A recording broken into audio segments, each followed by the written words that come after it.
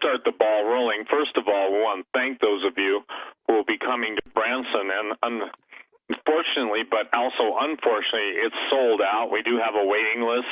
We're limited by the powers that be and the owners of the mansion that we cannot go beyond what they have seats for and what the fire marshal will let them. But we are offering live streaming, Doug. And I think this will be one of the most unusual conferences in conference history, not because of who's there, but because of the timing of the events unfolding. You know, we're seeing so many ancient themes coming back into the contemporary headlines. If you look at Drudge, I think they had 5 or 6 of them, new dinosaurs, blah, blah, blah. I mean, it's everything that we've talked about. And so what's interesting is that, you know, when people all over the world, they obviously can't come to Branson. There's no seats available, but they can learn, I think. And so what our goal is at Branson is to give them an understanding of history from start to finish. And it's like Derek's book, The Great Inception. It's Satan's psyops from Eden to Armageddon. And most people don't understand the connection.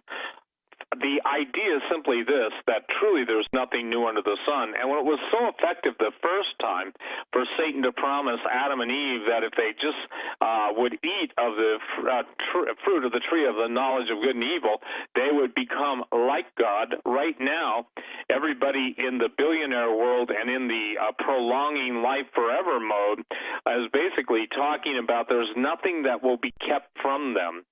So we have what I call technological Babylon. That's one of my words I coined a number of years ago. That's taking place.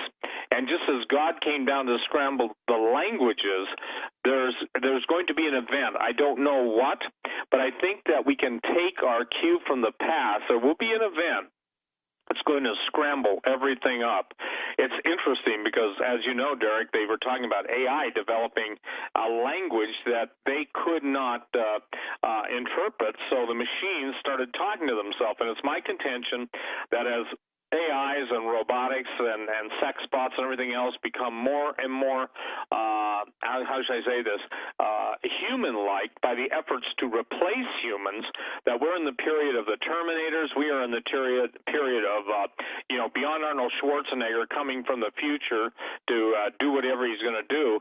And so I want to turn that over to you, Derek, because, again, from Eden to Armageddon, I asked Derek, too, before we went on the show tonight, earlier this morning, I said, Derek, I want you to share go where you want to go. Now, Derek's going to be, officially presenting a lot of stuff at Inception, from his book, The Great Inception, at Branson.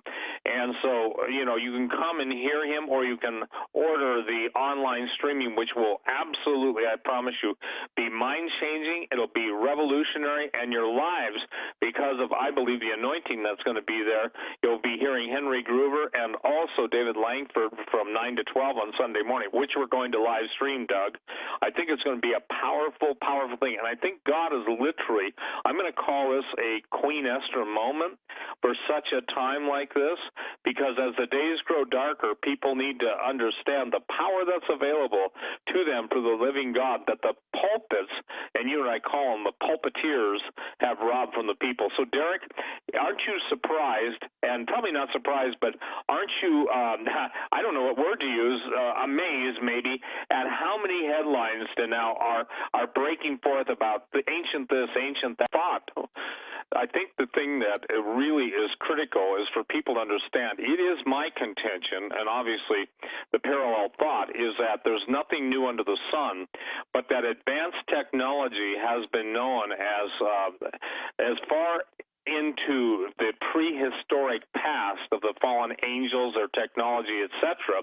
That's how far advanced the occultists have taken true science, whether it's combining human-animal DNA. I almost called them humanimals, but we're now seeing some things that were even laid out, and it's interesting that Francis Bacon, I know Tim Alvarino has talked on this show about it, but I want to go through this because it's critical to what we're going to talk about. Now, at Branson, I'm going to be talking kind of in 3 different 30-minute segments of the pre-Adamic period, and I call that the kingdom of angels, and I also call that the civilization that God judged in Jeremiah chapter 4 on the flood there. There's some people that want to argue, but the two words, tohu and bohu, without form and void, are used 3 times in the scripture, and always judgment. And I think it's important that if people are interested in this, there's probably one of the greatest scholars. He's gone to be with the Lord now, Arthur Custance. You can go to custance.org, TANCE.org.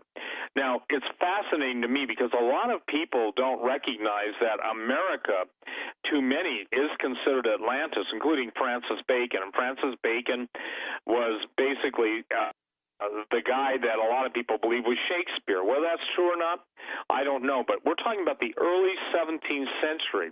Now, here's what he talked about. Deep underground facilities 3 miles down. I mean, think about this. And we're talking about, 1600s and into the late 1680s. Skyscrapers half a mile high. That's a pretty remarkable statement. Wind and water turbines, artificial atmospheric devices, electrical devices, genetic labs, industrial manufacturing, lasers, powerful telescopes, spectacles for the eyes, magnifying glasses, audio amplification, including headphones, advanced firearms and missiles, flying machines, submarines, and holographic projections. Now, it's important that people understand that there's been a group, and I've been told that the true name for it is the Egyptian priesthood, even though we're going to talk tonight about stuff that goes back into the Sumerian period of time, all of the Sumerian gods. But what's fascinating is simply this. There have been keepers of the ancient secrets and traditions that have been passed on. Remember, knowledge is power. And to these, I will call them this, these assignees of the forbidden knowledge and the forbidden technology, they have always had, if you will, the passing down from their generations to generations. In other words, an all-secrets club of those who are preparing the earth for the return physically of Satan on earth and the time where he will try and rule and reign for 42 months. Now, what's interesting is that there's no way that Francis Bacon could have known this on his own without having a record of it. And if that's true, then you can go to Tenochtitlan in Mexico City, and some of the original designs there are very similar to what obviously Plato wrote about Atlantis. And what is also important is Solon, the Plato's, if you will, mentor, was told by the Egyptian priest of Sais, S-A-I-S, that you Greeks are but children. There have been many cataclysms and will be many more. So it's fascinating that when you take everything into consideration that we're going to be presenting all the different presenters and authors at Branson, the central theme is fascinating because basically it goes back to the times that we know. It's Derek putting pieces of the puzzle together.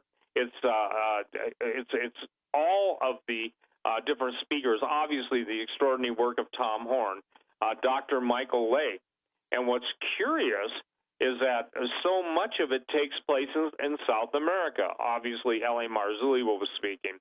We've got the foremost speaker in the world coming in on this, and I call him the most interesting man in the world, and his name is Anselm P. Rambla. And so when you start seeing the secrets and the mysteries of the Andes unfolding, and all of these events globally, worldwide coming to pass, new announcements every day about whether it's a cannibalism in finding bones with teeth marks, and there's all kinds of genetic tests you can do to identify that, the denial of cannibalism, yet the headlines fills the newspapers, magazines, movie theaters, imaginations, and video games. I think it's 14 or 15 video games that now have cannibalism as one of the central themes. For the record, the giants that fled the Holy Land and fled Joshua's command from the Lord. They went all over the world. And it may be interesting everyone to know that even John Wesley Powell, who was a curator of the Smithsonian and started covering up stuff, even he was investigating the pyramids along the Mississippi, Ohio River. And then the other thing that's interesting, in Wisconsin. So you can actually go on and do a search for Wisconsin pyramids.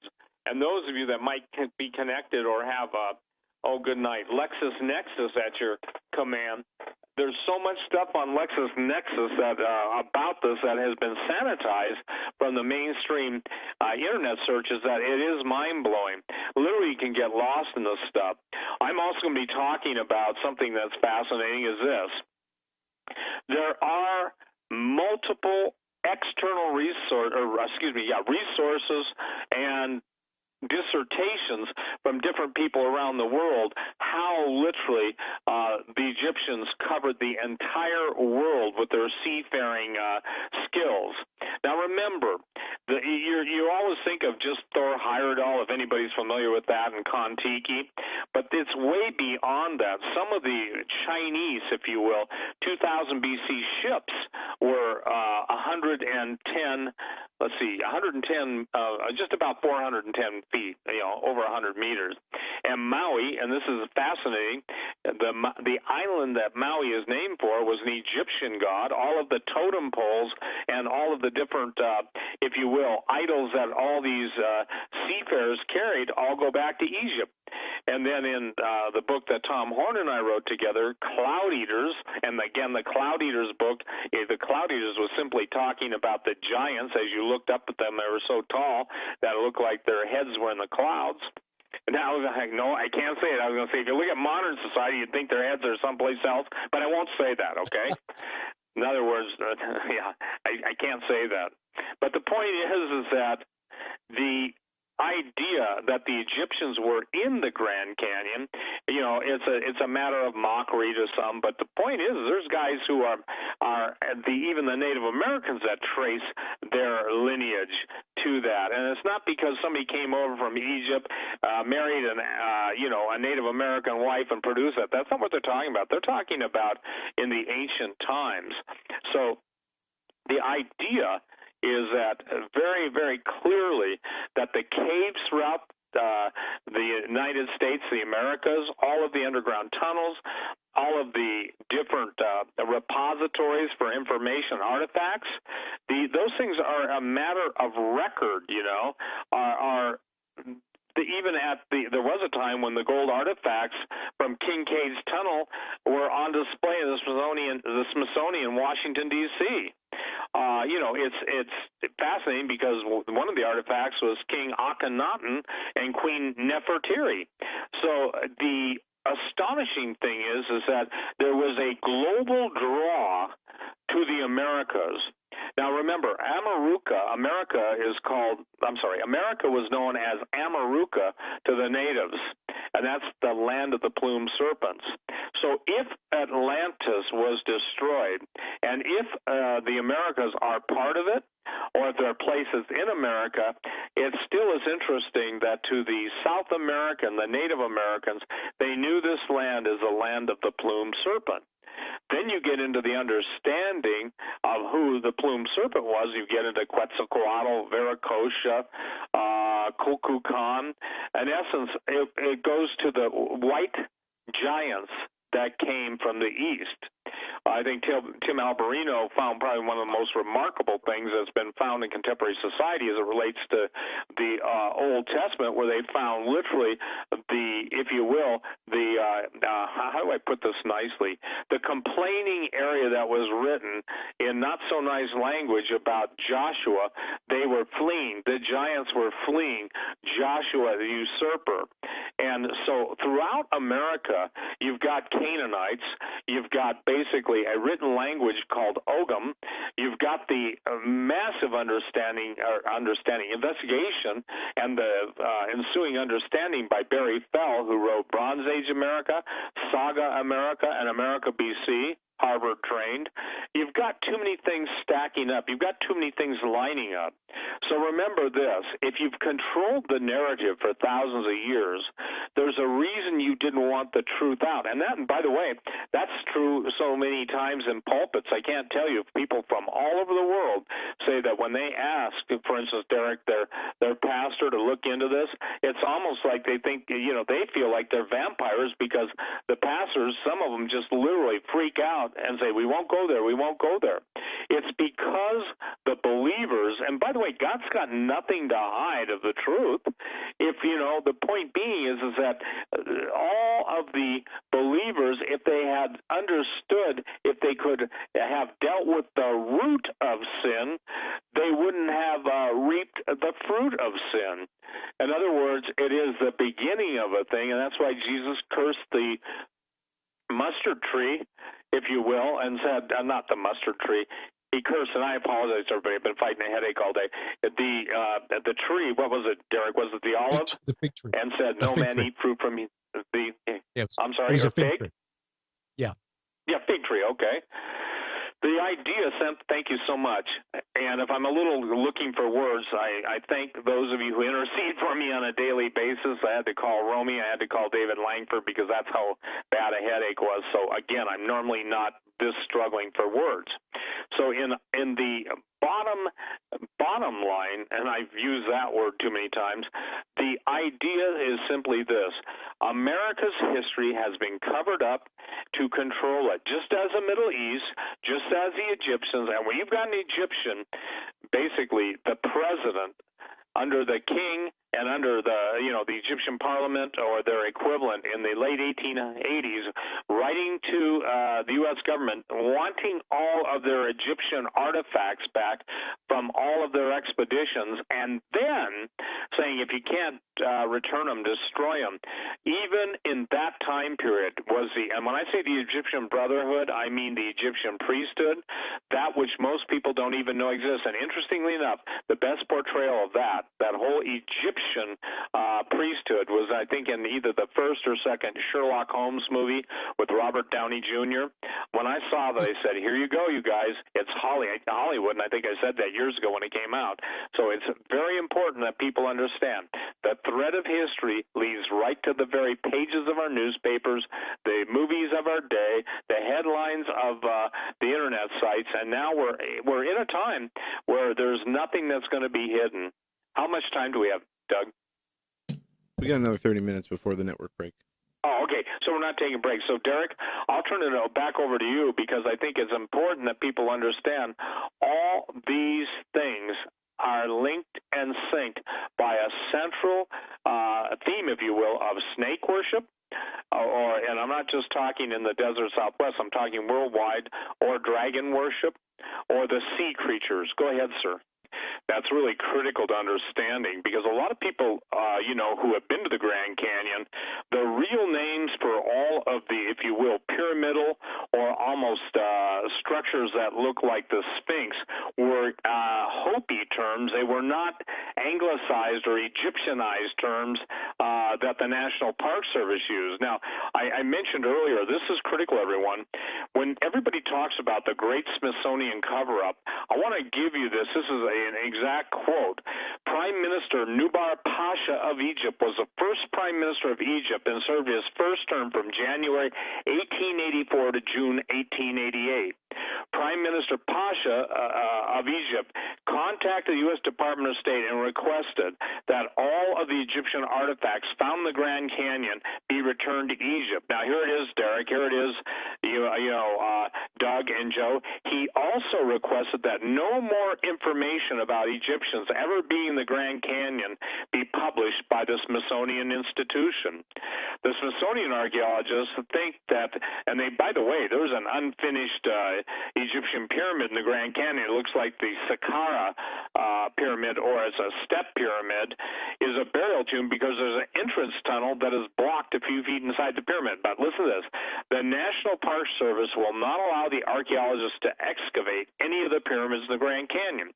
Now, Derek, I'm sure you get it, I get it. How does this relate to salvation? God is going to lead his people out of the area that's going to be destroyed. I don't know where that is, cities of refuge. But the Pharaoh was a type of the Antichrist that is yet to come. And interestingly enough, the final element when the children of Israel left was, obviously the idea that there is great judgment on Pharaoh, the Red Sea. Now, Derek mentioned a word, catastrophism, and I'm going to be dealing with that at Branson. What if the true biblical narrative, and by the way, the book of Job has a lot to say, as well as other Old Testament books, about God's catastrophic judgment upon a planet called Rahab. And Rahab was between the orbit of Mars and Jupiter.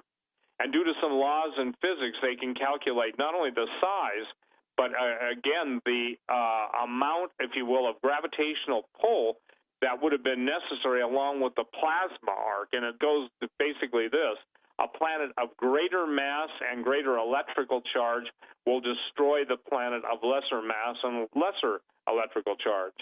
The ancients were terrified of the skies. What I've found through all the years that I've been doing this is all the observatories, every place in the world, all of the astronomers who had the ancient knowledge passed down to them, Tom Horn's trip to Mount Graham, everybody is looking for the skies. They're looking for the, if you will, the testimony of past judgment, but the future judgment coming upon the earth, whether it's Apophis or whether it's other heavenly bodies. Here's the thing, Dirk. We talk about the planets, and everybody will deal or concern themselves with, Planet X, Gabriel's fist, Lucifer's hammer, the 10th planet, all these different names, but they avoid probably the greatest fingerprint of a catastrophic judgment on Lucifer. And you can go into Ezekiel, the stones of fire, Hebrew idiom for planets, the idea that each star was the abode of an angel, falling stars, or what, shooting stars. The purpose of all this stuff, of ancient history, of putting this into perspective, is to show you the deception that's coming. And by the way, when you go into the Grand Canyon, I just flew over it months ago, and hopefully if I have time, I'll be presenting that at Branson too. But you've got the names of some pretty famous landmarks. And remember, these were told to the first park rangers and the explorers. The Tower of Set, it's Setabrine, and it was named by the Hopi Indians. The Tower of Set was built in the Grand Canyon as a burial tomb for King Setabrine that came to the Grand Canyon, but King Setabrine died on a trip back to Shemau. All the Egyptian hieroglyphs that have eroded off the pyramid. The Set pyramid has rectangular shape, similar to the first pyramids in Egypt. Then you've got the Hopi Indians talking about the most pyramidal structure that actually, I believe, was a sphinx before erosion and intentional destruction took place, is the Tower of Ra. And what's fascinating about the Tower of Ra is that you can actually see an entrance that when you look into the entrance with a high-powered lens, a telephoto, like a Canon 300, 400, extremely high-resolution lens with the sun in the right correct position, it looks like somebody actually, Derek, went in there and blocked it up and painted it white.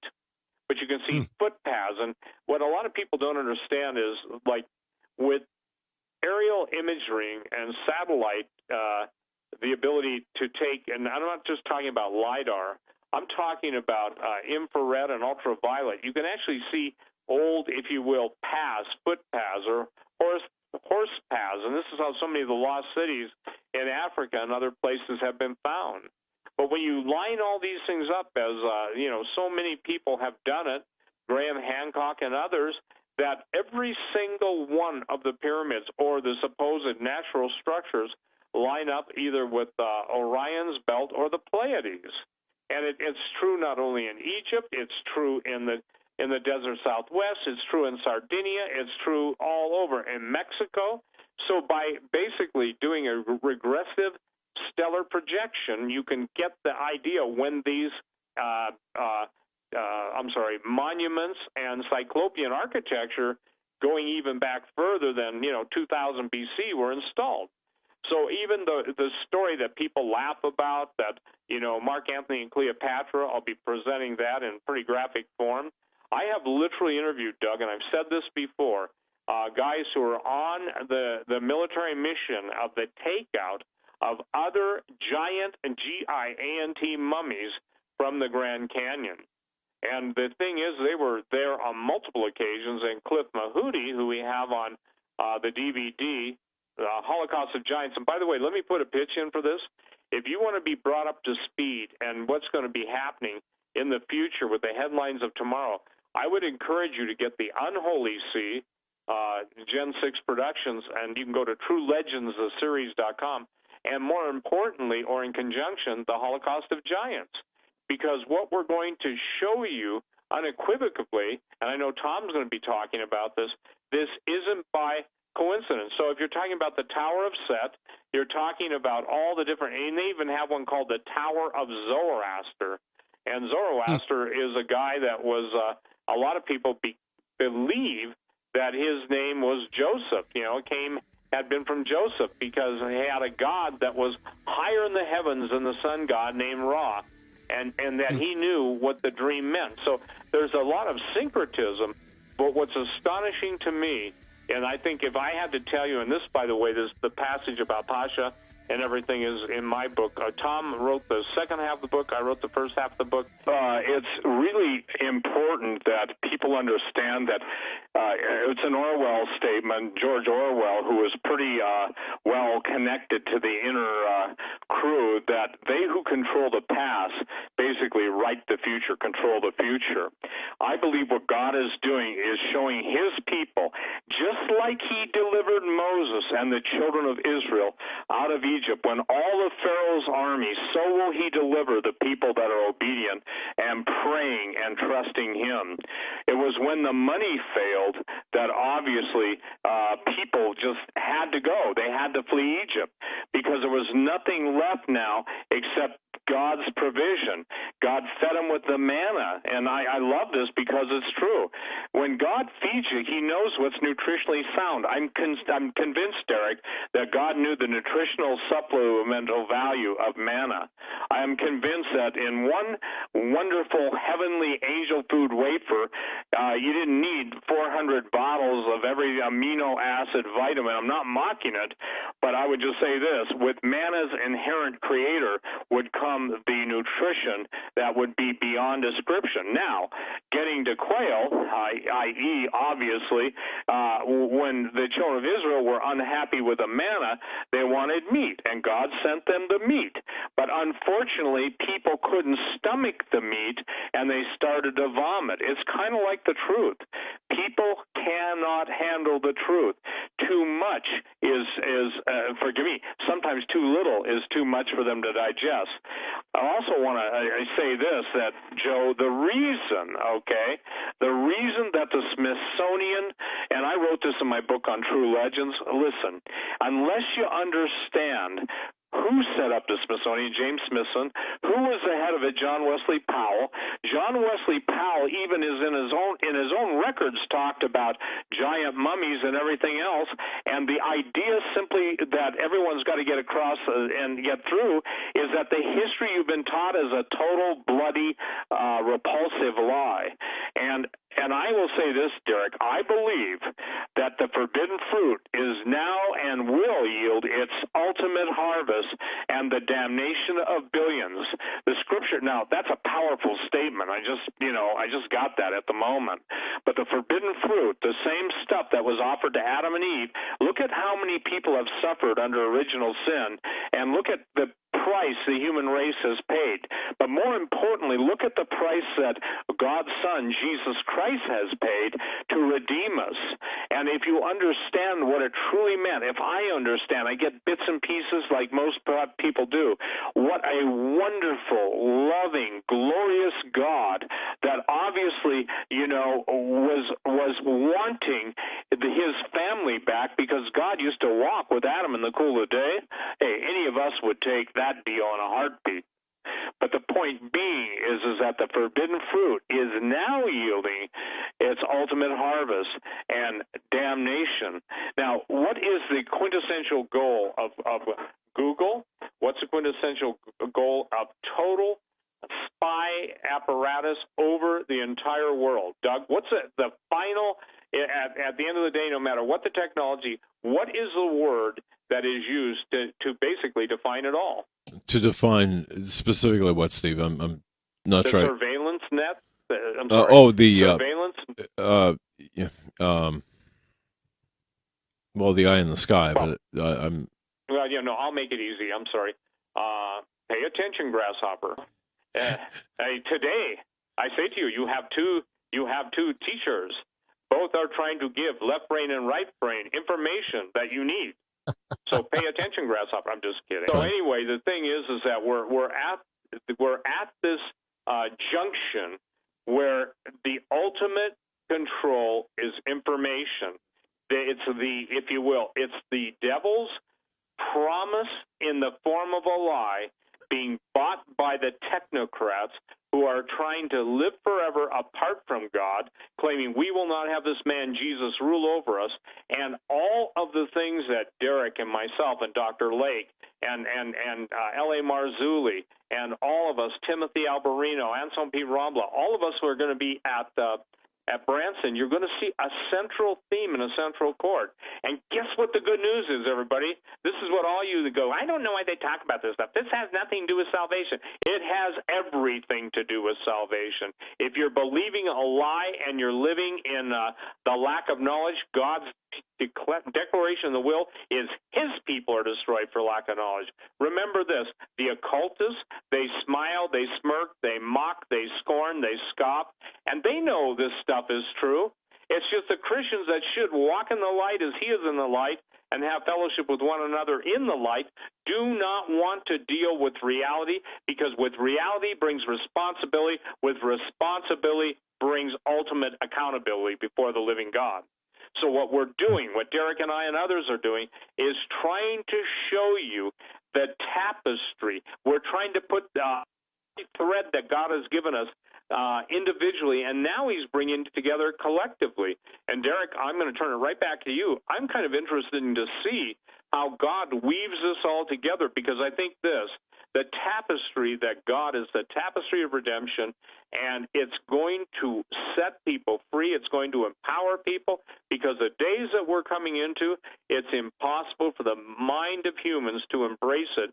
But God's given us a little bit at a time, and revealing much more than much more than he ever has in history. And that's what, Derek, you and I and all the men that are going to be there get to be, I guess you'd say, fingerprints in the creative and the redemptive purpose of Jesus Christ. You know that Tom Horn and I and others have been warning about, and this is critical, Doug, is that Christians are embracing transhumanism. For a Christian to say that they're embracing transhumanism is like saying, God, you didn't do it right, or God just kind of wound it up, stepped out, as Francis Schaeffer wrote, stepped out of the universe, and the clock just runs on its own. And to those who think you're God, I'll invite you any place. I want to see any of you create with your words, let there be light. Now, obviously, if somebody's monitoring it with a microphone and they get a plasma burst from a space-based weapons platform, that could be possible. But, it's fascinating to me that everything that's going on, and Derek, I want to deal, too, with, what is it, Westworld, the idea. What's the name of the new series? Is it Westworld? Westworld, yeah, the one with Ed Harris and Yeah. I think, and that's Anthony off Hopkins. of the old. I remember the Yul Brynner one. But what's interesting to me, if you get to the heart of that, and I don't recommend anybody watch it, okay? And there are times I walk out of the room, and I really do. The idea is, isn't it interesting how the robots have to appeal to the most base human, rebellious, sinful attitudes, whether it's lust, whether it's orgies, whether it's murder? You don't see those robots out preaching the gospel and other robots being converted. Now, I know I'm taking a little too far on that, but the point is, and I don't know, Derek, did you hear the night? Probably not. I was on, I think, Doug, I was on with you, what was it, a week ago, maybe 2 weeks ago, and the word sex came in, and the Lord, I saw the S and extinction of the human race, okay? In other words, Satan's extinction, sex, of the human race. And in essence, that's the bottom line. Jesus said, okay, for all you guys that can't embrace anything beyond, well, you guys don't talk about salvation and God's four spiritual laws. We're taking you into the heart of God that designed everything, and showing you how the mind of Satan is at war in opposition, because enmity, God said we're going to be at war with the seed of the serpent. We're going to be at war. And you can't lay down and say, I'll be nice to you, Satan, if you'll be nice to me. It doesn't work that way. Yet, intellectually, I would say this, and Derek, I don't know what you'd say, but I would say the majority, and I won't tell you the numbers in my estimation, but the majority of that which calls itself or claimants to the Christian faith, and you just gave the statistics of, what was it, only 17%? Right, and many will come to me in that day saying, Lord, Lord, didn't we do this, didn't we do that? And he'll say, depart from me, ye who work iniquity or lawlessness, I never knew you. Again, Doug, I think the most profound revelation that I can give everyone that I've even gotten in the last couple of years of being on talk radio is this. It's not enough to say, you know Jesus. I hear people say, well, I know Jesus. And their smugness and their attitude tells me, no, they don't.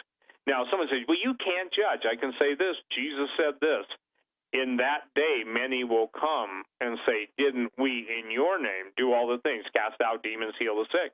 And he'll say, depart from me. I never knew you. The more critical answer is to get on your knees in repentance and say, Lord, know me, please. Try me. Search my heart. I come to you. Reveal yourself to me.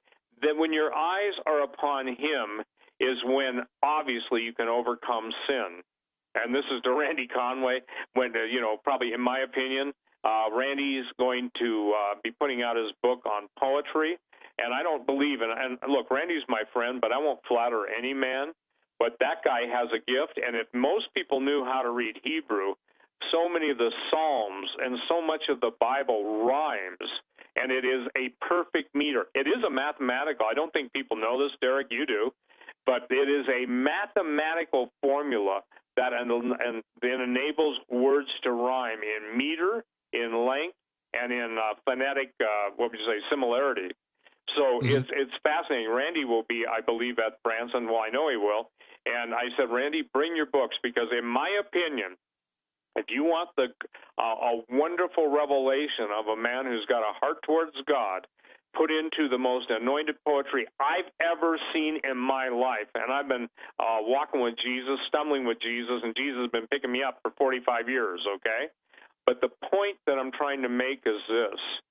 God is now in the background of most claimants, and my definition, Derek, of a claimant is somebody that claims to be a Christian, but they don't have the slightest clue what it is to put that into practice. And I would say, someone said, judge not, lest you be judged. No, I'm allowed to see if there's any fruit. I'm allowed to see, how many people is a passion to bring others to the saving knowledge of Jesus Christ in a person's life. And quite candidly, everybody might be surprised at this. People around the world that hear Hagman and Hagman, rebroadcast, iCast, wherever it goes, and Doug, you know this to be true, people can be in the most remote part of the Australian outback, the mountains of New Zealand, Siberia, Antarctica, believe it or not. There are people there that are listening to this now. All over the world, Paris, France, obviously, the British Isles, Norway, Sweden, Denmark. I got enough people with, Scandinavian names. I would say, boy, I wish your fellow countrymen would get the blood of the Vikings and stand up and fight against evil. And I don't know if you saw this, Derek, and this is really, Doug, I believe you talked about it, but the Danes that believe they're going to stop jihad by hugging a Muslim. And in Sweden, I'm sorry, this may be offensive to some people, but the Swedish women believe that the best way to protect themselves from rape is to allow themselves to be consensually raped or giving consenting sex to the the invading hordes. I make this statement: there'll be coming a time before people finally get it, where they will kiss the headsman's axe, A-X-E, probably another word that rhymes with that, before it cuts their head. Can you see this, Doug? Can you see this, Derek? They will be so mind-controlled. It's no different than going out and blowing yourself up with a bomb belt or whatever, and they will literally embrace the swordsman's axe or sword or knife because they'll think they're doing it for a noble and holy cause. Just ask yourself this: why doesn't the guy cutting off the heads allow his head to be cut off? Because he knows better. Yet what I'm saying is this: the capitulation to evil is absolutely beyond any sane or even rational inquiry, and it's come down to the fact that we are literally seeing the doctrine of devils. We're seeing Skynet was the word, thank you, Kim, in the Terminator movies, and now we've got the World Wide Web, we've got the Internet, and we've got now an intranet, and very soon we'll have a body net by nanobots in our bodies. Pretty soon we'll have, if you will, a giant umbrella listening to our thoughts, trying to control our thoughts, and people say, where is God in all this? I'll tell you where he is right now. He's letting two people right now talk, Derek Gilbert, Steve Quayle, and others. I'm not just saying we're the only ones. I'm just saying right now to warn you. And God said his people are destroyed for lack of knowledge. Jesus commended the children of this world being wiser in their generations than children of light. And again, I'm sorry, and I guess my question is still, Lord, why are we a bunch of dumb sheep? Because the Lord said, all we like sheep have gone astray. And so the wolves come out. Right now they've got glaring neon wolf wear, they don't have their loins girt with truth. They've got their chest with an apron. They've coming out with a knife and a fork, salt and pepper in their eyes, and going, you look good to me, sheep. And listen, the idea of us being sheep, God is a shepherd. I don't mind that. But listen, unless sheep get wise and go into the mountains I'm likening to the presence of the living God. And in Montana, I'm flying around and there's all these mountain sheep, regal rams, but they're out of the reach of the wolves. The wolves can't go that high, and they're not sure-footed enough. If your feet are shed with the preparation of the gospel, part of the armor of God in Ephesians 6, you're going to be able to walk in high places, and you'll have hinds feet in high places. And what that literally means, and in case most of you have never seen this happen, how any mountain goat or sheep can be so sure-footed that on literally a vertical face, they can jump from one small, protruding rock, and I'm not talking ledges, I'm talking individual stones, and not go down thousands of feet is astonishing to me. And guess what, Derek? They always know before they go the way back. They just don't go blindly into the future, but they always know the way back. And I've watched that.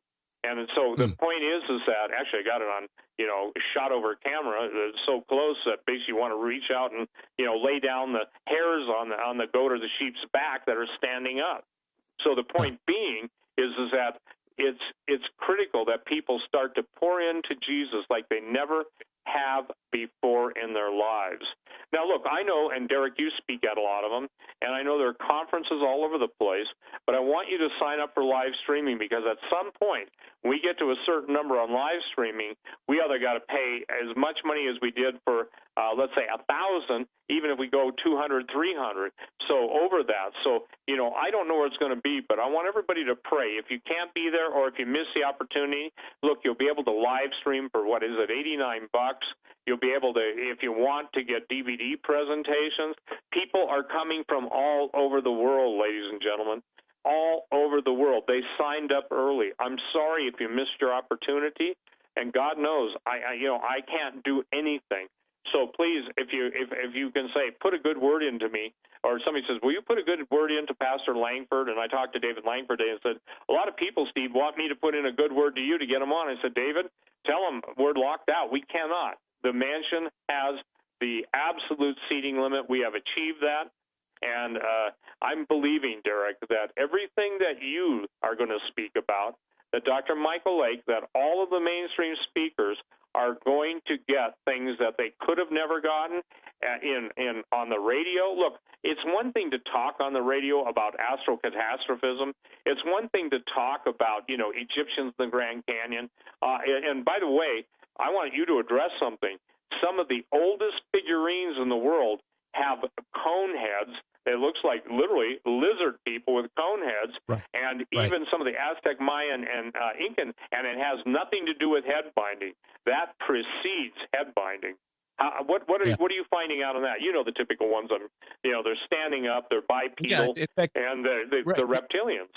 I guess a sentence in this is that I put up on my website a new term, and I believe this, snuff bots. And snuff bots go along with what you're saying. A snuff, basically film, or the word snuff, means to kill, to murder, or to literally engage in the act of murder and sex accordingly. Can you imagine, if you will, well, let me just call them a sex bot. And the sex bot is reading your mind, and I'm talking about with the technology that we've talked about, you've talked about, I've been on your show, or not your show, but, your show. Good night. Mm-hmm. I think I've been on your show. It's time for me to repay you, and I've enjoyed it. By the way, I got a new name for you. You're going to love this, okay? I call you the Encyclopedia of Gilbertica. Because I don't think anybody, you got that. Gilbert's his last name, and Britannica, Gilbertica, another attempt at humor. But I don't think I've ever been on any show where I feel so free that I can go in any direction, know that you at least can ask intelligent questions. And I just want to commend you for that, because God has used you kind of as a data repository. And so, it's cool to see, the release now of all of the, you're a very clinically processing, thinking individual. And so it's neat to see that, each part of the puzzle piece that God's giving to different people, now he's fitting together. The scripture says jointly fit together. I can tell you, I've tried to move puzzle pieces for a lot of years, and all it did was, can't resist, put me in a predicament and puzzled me, okay? Now God's moving the puzzle pieces, and he's putting it all together. So go ahead, snuff bots. And I think that what people don't understand is, just as you can have a female femme fatale, just as you can have a hitter, a shooter, an assassin, you can have, kill bots, murder bots. You can actually see Europe, by the way, Doug, and I think, Derek, you mentioned this. Europe is embracing sextitudes, okay, or robotitutes. I don't know what to call whorebots. Let's call them whorebots, okay? Another word for you, Doug. I've invented more words on your show. So they're embracing the whorebots to the point where the working women, those who are, a human being, prostitutes, and, the word whore, are complaining because their business is drying up. And meanwhile, men are lining up to visit these places. So, it is such a turn of events, but it wasn't unforeseen, Doug. Thank you.